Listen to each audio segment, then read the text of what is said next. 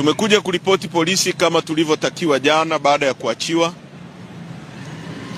Tumeambiwa turudi Alhamisi saa 4 asubuhi. Kwa tutarudi Alhamisi saa 4 asubuhi. Kuna mambo kadhaa ambayo nataka kusema kwa niaba ya chama chetu. Mimi nimekuwa mahabusu ya polisi tangu tarehe 22 kwa siku 21 mfululizo. Kwa hiyo sikuwa najua kwa undani kilichojitokeza.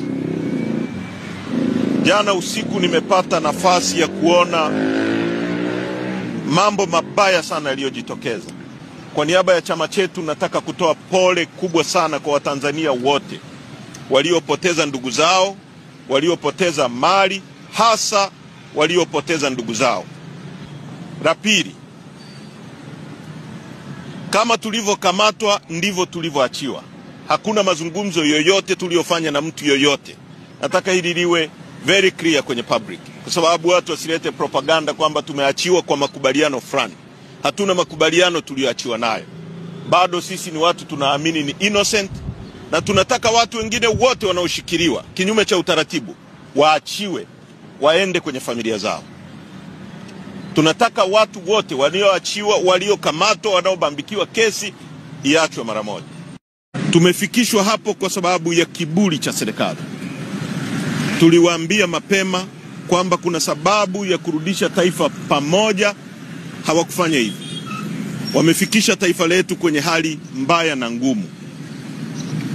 Kwa hiyo kwa niaba ya chama chetu tunatoa pole.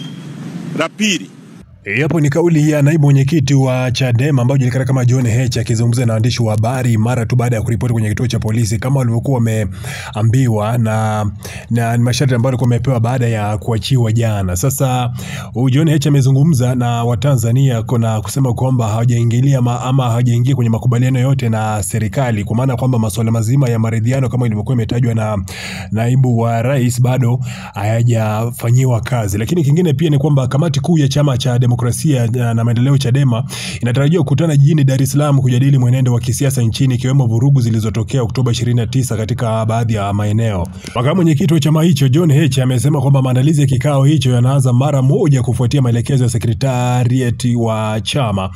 Akizungumza leo Jumanne Novemba 11 mwaka 2025, muda mfupi baada ya kuripoti katika kituo cha polisi jijini Dar es Salaam, Heche ameeleza kuwa kikao hicho kitapitia hatua za kuchukuliwa baada ya matukio hayo. Chama chetu kimeamua kuitisha kikao cha kamati kuu haraka iwezekanavyo. Tutajadili kwa kina nini kimetokea na hatua gani tuchukue kwa upande wetu, amesema Heche. Ameongeza kuwa kuachiwa kwao na viongozi wengine wa Chadema waliokuwa wakishikiliwa na polisi hakukuambatana na makubaliano yote ya kisiasa, na ametumia nafasi hiyo pia kutoa pole kwa Watanzania walioathirika na vurugu hizo.